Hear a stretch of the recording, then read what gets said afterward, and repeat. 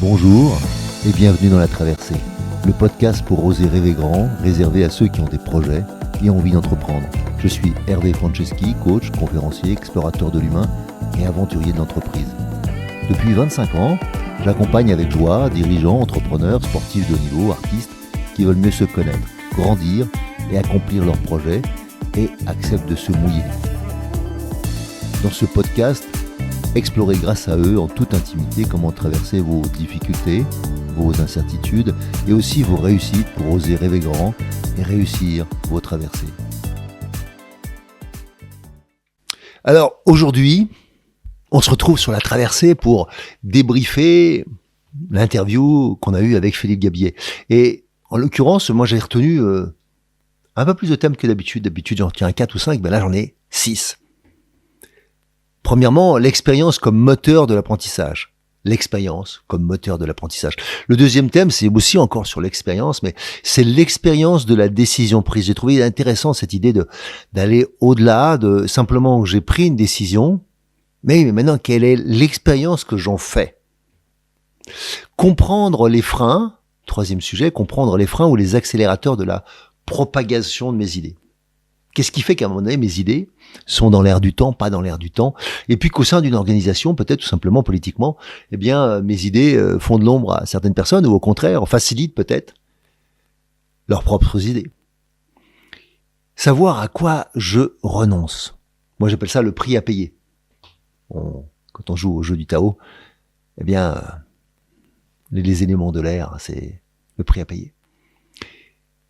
J'aime bien cette phrase que nous a dit aussi Philippe. Il nous a dit, il faut être jeune pour perdre du temps, ou pour avoir envie de perdre du temps. Et puis, plutôt une phrase qui est la mienne, une pensée assise est une pensée racise. Et comme d'habitude, on va prendre le temps de finir par un conte qui s'appellera le Tsar et les chaussures. Le Tsar et les chaussures. Et avant, j'aurai une petite surprise, un petit bonus, une autre histoire. Une histoire plutôt qu'un conte. Et comme d'habitude, on va avancer avec 3 citations dans cette traversée. La première, c'est celle que nous avait proposée Philippe. Le temps ne respecte pas ce qui se fait sans lui. Le temps ne respecte pas ce qui se fait. Le temps ne respecte pas ce qui se fait sans lui, nous disait Paul Morand. La deuxième citation, c'est une pensée assise est une pensée racise, comme je vous l'ai dit. Ça, c'est de moi, mais elle vient en fait d'une idée de Nietzsche qui dit seules les pensées que l'on a en marchant valent quelque chose. Seules les pensées que l'on a en marchant valent quelque chose. Et puis, pour s'amuser, bien sûr, on va utiliser cette phrase ce dialogue de Michel Audiard. 2 intellectuels assis vont moins loin qu'une brute qui marche. 2 intellectuels assis vont moins loin qu'une brute qui marche.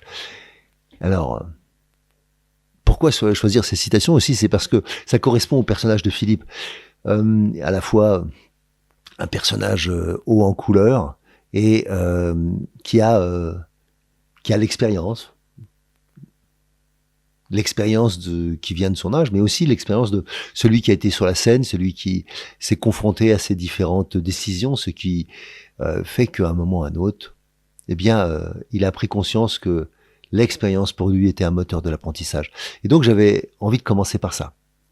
Qu'est-ce qui fait qu'à un moment donné, eh bien, on peut rester dans sa tête. On peut rester dans la théorie. On peut rester dans une sorte de concept de la vie. Alors, ça me fait penser à 2 histoires très différentes. La première, c'est une phrase de Pierre Desproges qui disait un jour j'irai vivre en théorie parce qu'en théorie tout est possible. Un jour j'irai vivre en théorie. Quel beau pays. Et peut-être que moi qui suis plutôt un type de pensée, qui peut intellectualiser les choses aussi, par moment, ça pourrait me satisfaire d'avoir réfléchi à une belle idée. J'ai un talent qui s'appelle l'idéation, c'est la capacité de mettre des idées en œuvre et de s'amuser avec. Alors, ça peut être simplement ça pour moi par moment. Et je me suis aperçu à quel point c'était important, à quel moment c'était de passer à l'expérience, de passer à la réalisation de mes idées, de passer à concrètement, ça veut dire quoi? Concrètement, qu'est-ce que je vais en faire? Concrètement, je serai fier de quoi si ça se réalise? Eh bien pour vous, donc, c'est quoi? C'est quoi qui va être essentiel dans cette expérience? Si vous mettez en œuvre vos idées.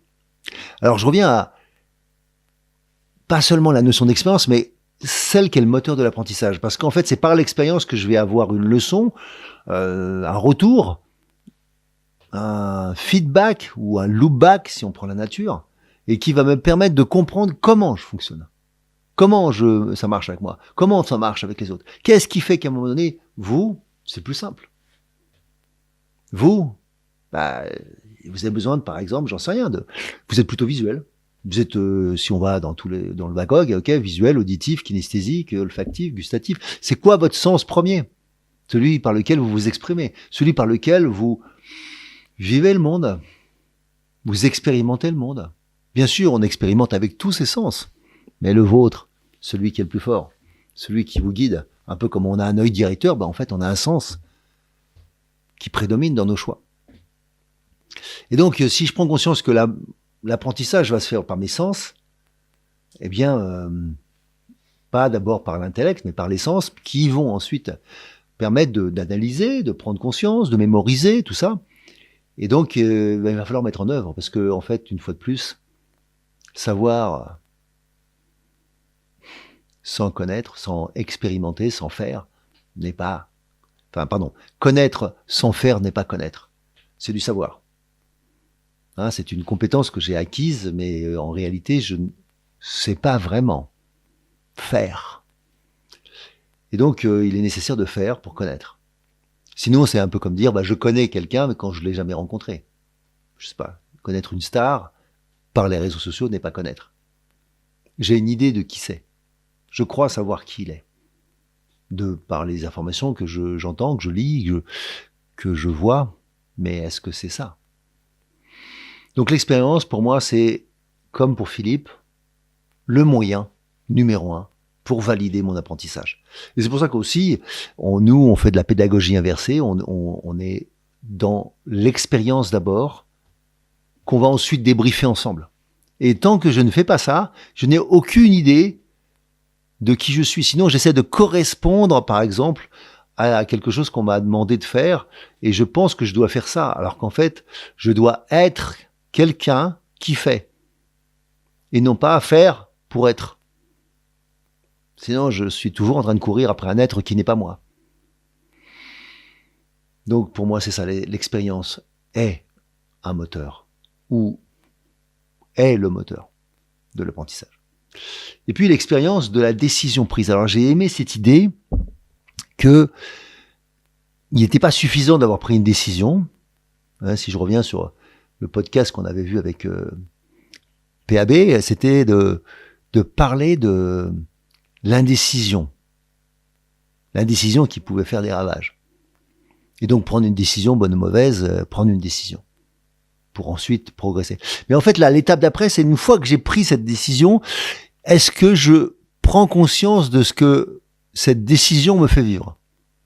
Et donc le fait de l'assumer derrière, ou pas, ou bien ou mal, enfin dans le sens bien assumé ou mal assumé, eh bien c'est aussi l'opportunité de vivre cette expérience et de dire ah oui là d'accord, il va falloir que je fasse ça et qu'est-ce que je dois faire pour habiller concrètement, pour mettre en œuvre concrètement cette décision. Est-ce que je dois dire autre chose? C'est pas seulement une décision, je dois la communiquer. Et puis, dans la communiquer, c'est comment est-ce que je dois argumenter? Est-ce que je dois la faire vivre? Est-ce que petit à petit, je m'auto-convainc ou je suis vraiment dans cette décision? Et donc, c'est toute cette expérience de moi à la décision, de décision à moi, comme de la décision à ce qu'elle impacte sur les autres et ce qui va ensuite revenir en retour des autres vers moi. Tout ça, c'est l'expérience de la décision. Et dans une organisation, c'est essentiel de prendre conscience que l'aventure commence que quand la décision est prise. Je fais référence à un autre de mes interviewés, Pierre Massalski, qui parle de ça. L'aventure commence quand vous avez pris la décision. Bien sûr, avant, c'est la théorie. Avant, c'est peut-être. Mais là, maintenant, j'ai pris la décision, j'y vais, l'expérience commence, l'aventure commence. Et donc pour moi, c'est cette aventure de la décision prise qui est intéressante. Je ne sais pas quelles sont les aventures que vous vous promettez. Là, ce serait laquelle? Quelle aventure vous avez envie de prendre pour vous suite à une décision que vous venez de prendre? Alors pour moi, ça serait peut-être... j'arrive... j'ai 60 ans, bientôt, c'est déjà fait, j'ai 60 ans, et puis donc je suis plus proche de la retraite que le début de ma carrière. Pour autant, qu'est-ce que je vais faire? Est-ce que je vais partir en retraite? Est-ce que j'en ai envie? En tout cas, aujourd'hui, non. Mais j'ai envie de travailler avec une équipe plus importante que par le passé. J'ai moins envie d'être seul.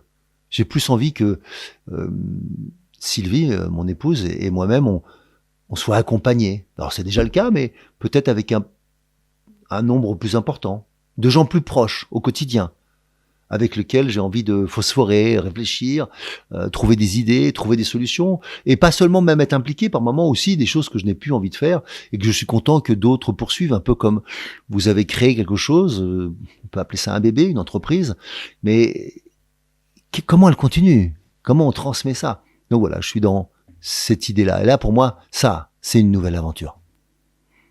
Je l'ai déjà fait avant, mais je l'avais fait seul. Là, maintenant, je le fais avec mon épouse et les personnes qui sont déjà avec nous. Les 7 personnes qui sont déjà avec nous. Peut-être les 10 demain. Oh, on va pas devenir 200. Enfin, en tout cas, dans ce format avec nous, c'est pas mon souhait. C'est pas mon souhait. Donc vous, ça sera quoi?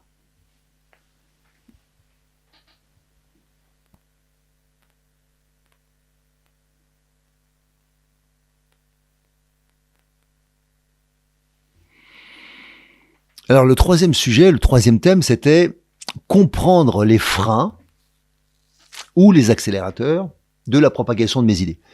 Donc peut-être que j'ai pris une décision, je la communique, mais peut-être que c'est pas lié à une décision, c'est simplement des idées que j'ai. Peut-être qu'encore à ce stade, elles n'ont pas de process associés, elles n'ont pas peut-être de choses à mettre qui sont clairement à mettre en œuvre tout de suite. Peut-être encore quelque chose comme de la théorie ou un concept, mais ça peut être aussi quelque chose de très concret. Ça peut être des projets à mettre en œuvre. Et comme nous le faisait remarquer Philippe, je peux avoir des détracteurs dans l'entreprise. Ça serait peut-être, je dirais, naïf, sûrement trop candide, que de croire que parce que j'ai une bonne idée, tout le monde va penser que c'est une bonne idée. Ou que les mauvaises idées, bah, personne s'y intéresse. Je pourrais dire à l'ancienne, bah non. Et donc, quels sont les freins? Bah, les freins, ils sont multiples, mais un des freins habituels, c'est les intérêts divergents de certaines personnes. Quand vous gagnez, peut-être que eux, ils gagnent pas, voire même ils perdent. Et si perdre c'est impossible, inenvisageable, bah à ce moment-là, vous avez un ennemi là. En tout cas, un adversaire. Et peut-être non déclaré. Et dans le même temps, vous seriez peut-être surpris que des gens qui ne sont pas vos amis habituellement, eh bien, peuvent avoir intérêt à faire avancer vos idées. Dans l'esprit de les ennemis de mes ennemis sont mes amis. Et donc, toutes ces stratégies que conscientes ou inconscientes, hein, bien sûr, parce qu'elles sont pas toutes conscientes, ou pas toutes conscientes dans la totalité de ce qui est exprimé, eh bien, c'est aussi des freins ou des accélérateurs. Mais je dirais que il y en a d'autres, peut-être moins évidentes. Je vais parler de l'implicite versus l'explicite. À quel moment j'ose expliciter vraiment? C'est-à-dire les conséquences, peut-être, de mes idées. Parce qu'une partie d'entre nous n'osons pas parler des conséquences de nos idées. Donc, par exemple, de dire qu'il n'y a pas que du bien dans une bonne idée. Ou qu'il y a des conséquences.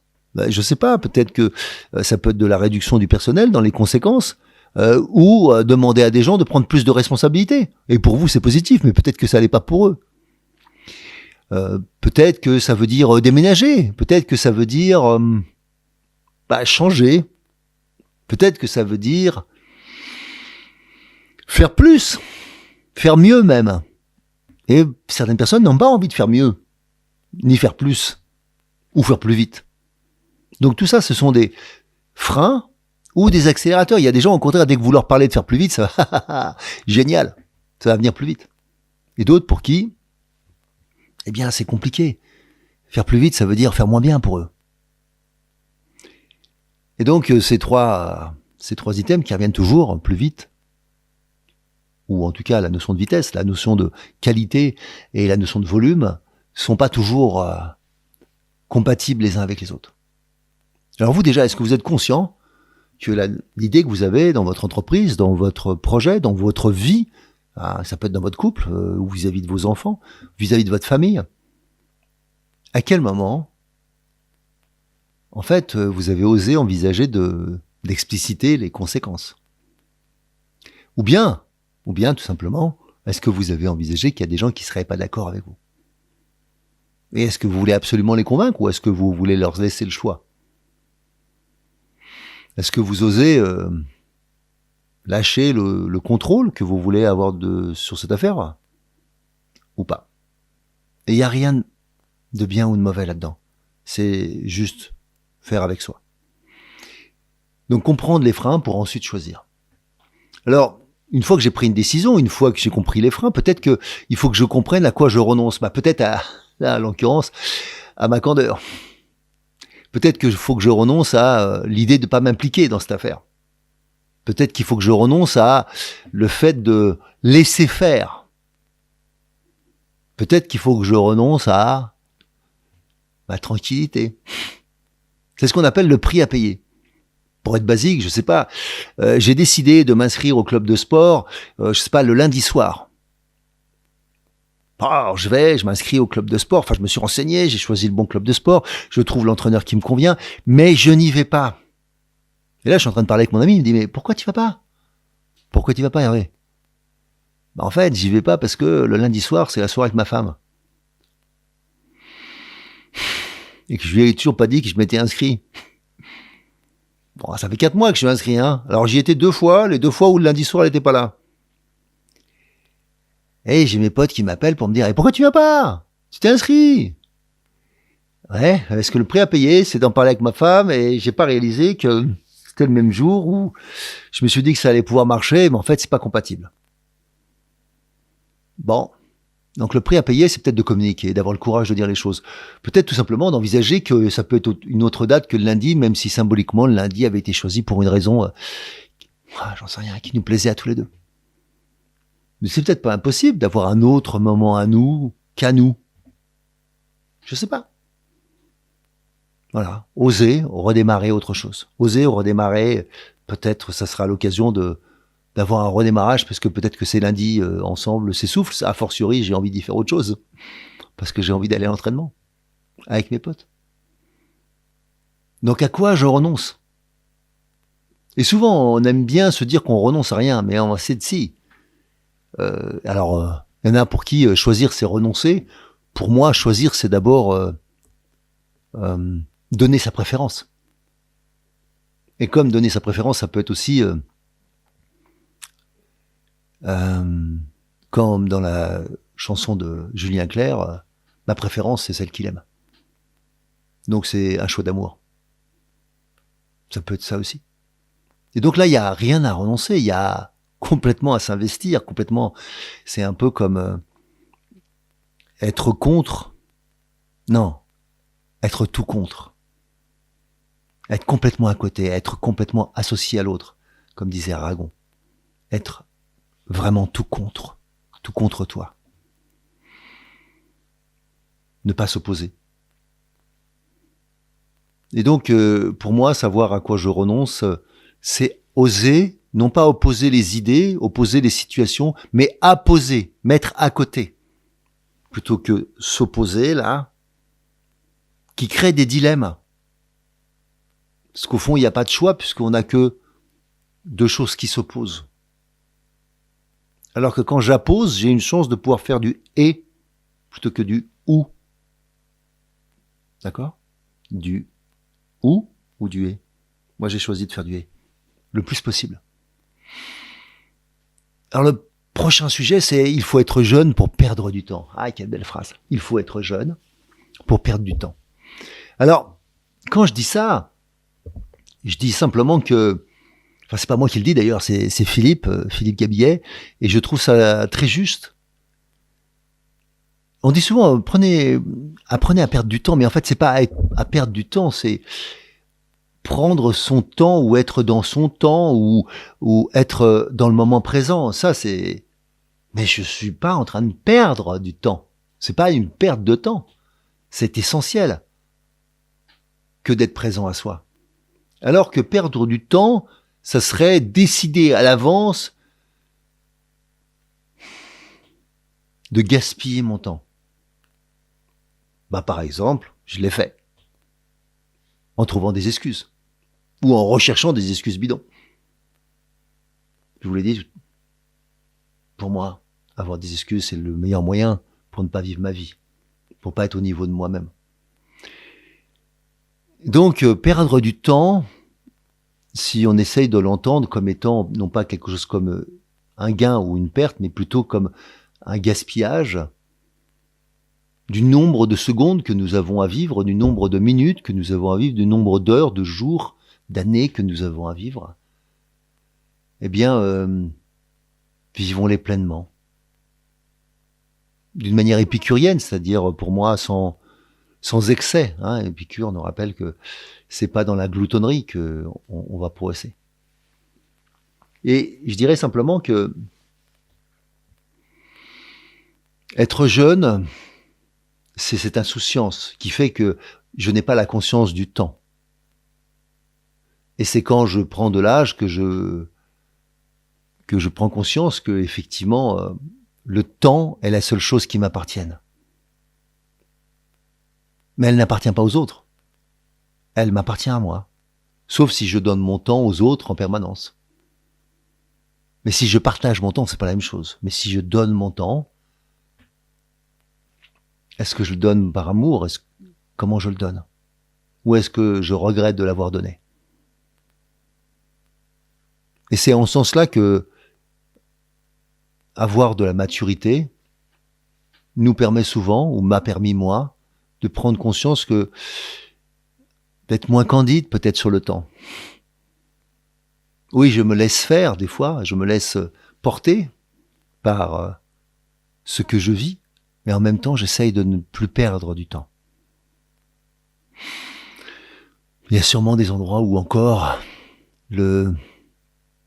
l'inutile, je ne sais pas ce qui est vraiment inutile, mais peut-être typiquement comme dans la matrice d'Eisenhower, quand on parle de ce qui est urgent et non important. J'essaie dans l'important et dans le non urgent. Bien sûr, l'urgence de la vie peut me rattraper par moments, mais j'essaie d'être dans l'essentiel, dans ce qui est important. Qu'est-ce qui est important pour vous ? Alors donnez votre temps à ce qui est important. Dernier point, une pensée assise est une pensée racise. Et en fait, ce que j'entends par là, je disais que c'était suite à une phrase de Nietzsche que j'en avais fait cette. Et pendant longtemps, j'ai cru que c'était même Nietzsche lui-même qui l'avait dit, mais je me suis aperçu que c'était pas le cas. C'était bien mon raccourci à moi qui est celui-là. Et c'est c'est de se dire qu'en fait, pendant que je suis assis, et si je ne fais que penser, je fais partie des gens qui pensent facilement, et quand j'étais jeune, j'ai refait le monde comme beaucoup de gens, et j'étais avec beaucoup d'amis qui ne faisaient que ça, refaire le monde. Des soirées entières à refaire le monde politiquement, sur l'injustice, sur tous les grands combats. Mais au fond, qu'est-ce qu'ils faisaient? Waouh! Je dis ça, c'est parce qu'en fait, moi, ça m'insupportait à la fin. J'étais frustré. Je m'en voulais. Je me jugeais. J'étais dur avec moi parce qu'au fond, je mettais rien en œuvre de ces discussions. Et après, je me disais, mais en fait, voilà, tu tchatches, mais tu fais rien. Peut-être que c'était pas juste, parce que bien sûr que tchatcher, comme réfléchir avec les autres, c'était aussi un moyen de maturer et de comprendre. Oui, mais passons à l'action. Passons à l'action. Parce que c'est dans cette expérience, une fois de plus, que les leçons de la vie vont venir, que la vie va m'exprimer. Sinon, une fois de plus, autant aller vivre en théorie, comme disait Pierre Desproges. Parce que tout est possible. Alors, pour tester une idée, ça me va. Pour tester un concept et des échanges, pour intellectualiser un propos, pourquoi pas même à terme y arriver pour faire une émission, pour écrire. Mais tout ça, ça devient concret. Donc là, on est passé dans l'autre côté. Pas seulement avoir des idées, mais les faire savoir. Pas seulement avoir des idées, écrire un livre pour laisser une trace. Ou un podcast, ou une émission, peu importe. Ou bien tout simplement, quelle action concrète je vais pouvoir mettre en œuvre pour que mon idée existe. Un peu comme un réalisateur passe d'un concept, d'un film à un film. En passant peut-être par des scénarios successifs. Et donc cette idée de mettre en mouvement. Et d'ailleurs, c'est quelque chose que j'utilise. J'ai Victoria Lipskier, que j'avais interviewée aussi, parlait de ça. Elle fait des coachings en mouvement. Ben moi, ça fait longtemps que je fais ça. Ça fait très longtemps que mes premiers coachings incluaient déjà le mouvement. J'aimais bien aller dans un parc. Et maintenant, avec la personne qui me supervise, Andra, merci Andra, eh bien, je vais toujours dans des parcs. À la fois, le lieu m'inspire, mais aussi le cheminer physiquement, pas seulement dans ma tête. Et donc, une pensée qui est cheminée, qui est vécue, est une pensée qui a plus de chances d'être mise en œuvre. Et je vois bien à quel point le corps a besoin d'être impliqué. Et si on reste que dans la pensée, c'est comme quelqu'un qui parle à un public, mais qui n'écoute que ses pensées, qui serait quelque chose comme ça. Là, si je parlais, je m'élevais les yeux au ciel, parce qu'en fait, je suis dans ma tête. En fait, je vous perdrais au bout d'un moment. Vous avez besoin de mon regard, j'ai besoin du vôtre. J'ai besoin de sentir votre présence, j'ai besoin de sentir votre écoute. Et peut-être que vous avez besoin de sentir que je m'adresse à vous. À vous. Alors que si je m'adresse à personne, c'est-à-dire à moi-même, bien sûr, cette pensée va rester assise. Donc, nulle part. Et elle va rassir par nature. Alors, je vous ai promis un conte. Je vous ai dit qu'il y avait un petit bonus avant. Alors, le petit bonus. Alors, les contes, bien sûr, ils sont tirés de Mission Joie. Et le petit bonus, c'est quelque chose qui n'est pas dans le livre et que je vais vous proposer tout de suite. Ce bonus ou cette histoire s'appelle « Pour apprendre ». Alors, c'est l'histoire d'un jeune homme qui offre à sa fiancée une poupée. Elle s'énerve, prend la poupée et la jette dans la rue. Son fiancé lui dit « Mais pourquoi t'as jeté la poupée ?» Elle répond « Parce que je n'aime pas ton cadeau ». Le fiancé va dans la rue et ramasse la poupée quand soudain une voiture surgit, le renverse et cause sa mort. Le jour de l'enterrement, la fiancée en larmes prend la poupée, enfin. Elle la serre dans ses bras. Et quand elle la serre dans ses bras, elle prend conscience qu'il y a quelque chose dedans. Et elle essaie d'appuyer, mais en fait, il y a un système. Il y a comme un déclencheur. Et au moment où elle serre à nouveau la poupée dans ses bras, et il y a elle entend quelque chose qui dit « Veux-tu te marier avec moi ?» Elle reste figée, elle laisse tomber la poupée, et de la poche de la poupée tombent en plus 2 alliances. Alors, qu'est-ce qu'on peut tirer de cette histoire?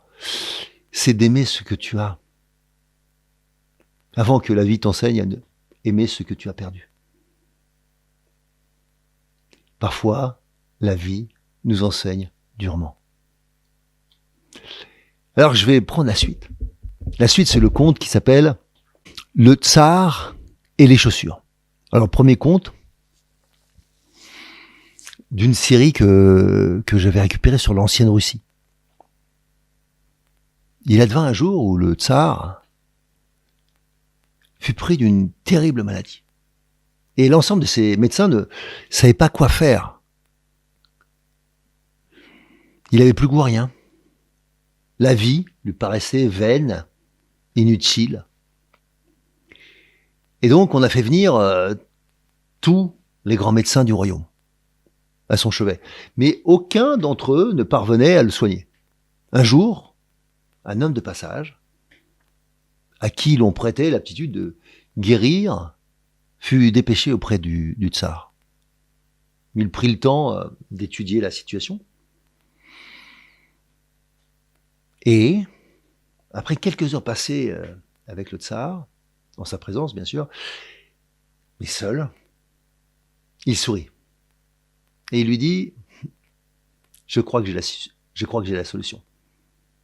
Il suffirait, pour cela, de trouver un homme parfaitement heureux. » Ça devrait se trouver, ça, un homme parfaitement heureux dans votre royaume, Majesté. Et lui, il serait à nouveau lui-même heureux. Wow. Donc si le tsar pouvait trouver un homme parfaitement heureux, il pourrait faire quelque chose de particulier, il pourrait lui demander ses chaussures. Voilà ce que lui propose l'homme. Pas seulement de trouver un homme heureux, mais un homme heureux qui a des chaussures. Et le tsar prendrait les chaussures de cet homme heureux et il serait heureux lui-même.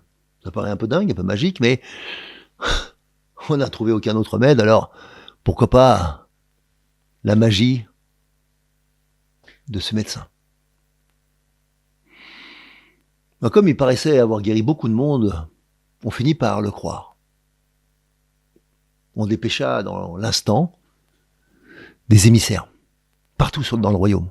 Et on chercha désespérément un homme heureux, à qui l'on pourrait acheter ses chaussures. Mais semble-t-il, c'était pas une quête si facile. Chaque fois, il trouvait un homme content, mais cet homme était malade. S'il était riche, il n'était pas complètement en bonne santé, ou s'il était en bonne santé, il se plaignait de sa femme. S'il se plaignait pas de sa femme, il se plaignait de ses enfants, de son territoire, de ses voisins, de ses possessions. Il y avait toujours quelque chose.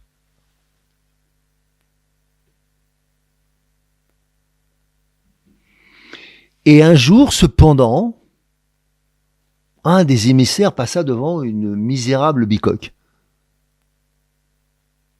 Et il repéra. Il repéra tout de suite que ça devait être le bon candidat. Il alla chercher le fils du tsar. Lui et le fils du tsar se mirent à épier. Épier cet homme pour vérifier qu'il était bien heureux. Écoutez cette voix intérieure. Et on l'entendait dire des choses comme « Ah ! Quel bonheur! Cette vie est absolument extraordinaire. J'ai bien mangé. J'ai bien travaillé. J'ai exactement ce que j'attendais de la vie, voire plus. Alors, que demander de plus à la vie ?» À ces mots, le fils du tsar bondit de joie. Il l'avait trouvé. Il savait que c'était enfin son candidat. La perle rare. Il appela l'ensemble des serviteurs et des médecins, et ils allèrent trouver cet homme. Ils entrèrent dans la maison, stupeur. Quand je dis stupeur, un silence. L'homme ne portait pas de chaussures. On lui demanda s'il en avait, et il dit qu'il n'en avait jamais porté. Il était si pauvre qu'il n'avait jamais pu s'offrir de chaussures. Alors cette histoire nous raconte quoi ? Elle nous raconte les difficultés que nous pouvons à trouver la sérénité intérieure. Et ça, même pour le tsar, ça ne s'achète pas. Ça s'expérimente. On revient à cette idée d'expérience. Ça se vit, ça se traverse. C'est pour ça qu'on fait des traversées. Alors, si vous en êtes là, bonne traversée. À bon entendeur, salut. Si vous aussi vous vivez une traversée et souhaitez vivre vos rêves plutôt que rêver votre vie, alors je vous invite à découvrir mes conférences et tous mes ouvrages sur mon site hervéfranceschi.com. Et bien sûr, si vous aimez ce podcast, favorisez sa diffusion en lui donnant 5 étoiles sur Apple Podcast ou mettez un pouce sur ma chaîne YouTube ou encore sur votre plateforme de podcast préférée. Et surtout, abonnez-vous pour ne manquer aucun épisode. Merci de votre écoute et à très bientôt sur la traversée.